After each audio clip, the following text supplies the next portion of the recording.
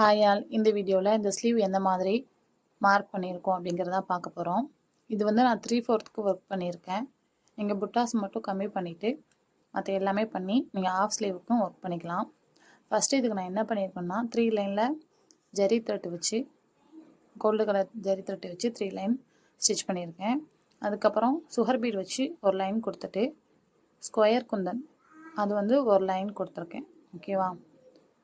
Again என்ன பண்ணியிருக்கேன், sugar beat வச்சு ஒரு லைன் கொடுத்துட்டு அதுக்கப்புறம் ஸ்கேலப் வச்சு ட்ரா பண்ணிவிட்டு சுகர் பீட் கொடுத்து அதை கரெக்டாக நம்ம ஸ்டிச் பண்ணியிருக்கோம்.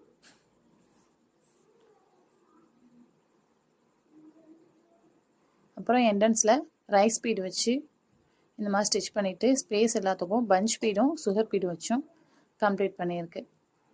இதோட ஹைட் நம்ம கரெக்டாக வந்து இந்த ரெண்டுக்கும் டிஸ்டன்ஸ் வந்து என்ன இருக்குன்னா 6 இன்ச். ஓகேவா? அது மார்க் பண்ணிவிட்டு அடுத்த புட்டாஸ்க்கு வந்து ஸ்பேஸ் வந்து கரெக்டாக 1 இன்ச் 0.2 இந்த டிஸ்டன்ஸ் வச்சு நான் பண்ணியிருக்கேன். லாஸ்ட்டுக்குள்ள ஸ்பேஸ் வந்து 3, சென்டருக்கு வந்து 6, லாஸ்ட்டுக்கு வந்து 3 அந்த கணக்கு வச்சு நான் அந்த கரெக்டாக முக்கோண ஷேப்பில் கொண்டு வந்திருக்கேன். சென்டரில் புட்டாஸ்க்கு எந்த மாதிரி ஒர்க் பண்ணியிருக்கேன்னா, ஒரு புட்டாஸ்க்கு சென்டரில் பஞ்ச் பீடு கொடுத்துட்டு ப்ளஸ் ஷேப்பில் கட் பீடும் சம்கியும் வச்சு ஒர்க் பண்ணியிருக்கேன்.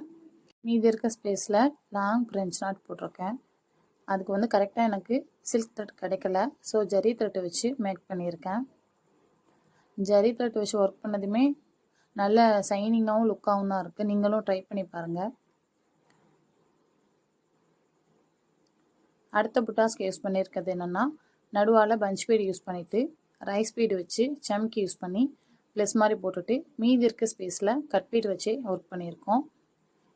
இது ஹேங்கிங் மெத்தடில் பண்ணியிருக்கிறது வந்து tube bead, gold colour tube bead வச்சு ஜிக்ஸாக் மெத்தடில் பண்ணிவிட்டு ஸ்பேஸ்க்கு சுகர் பீடும் சம்கியும் வச்சு கம்ப்ளீட் பண்ணியிருக்கு.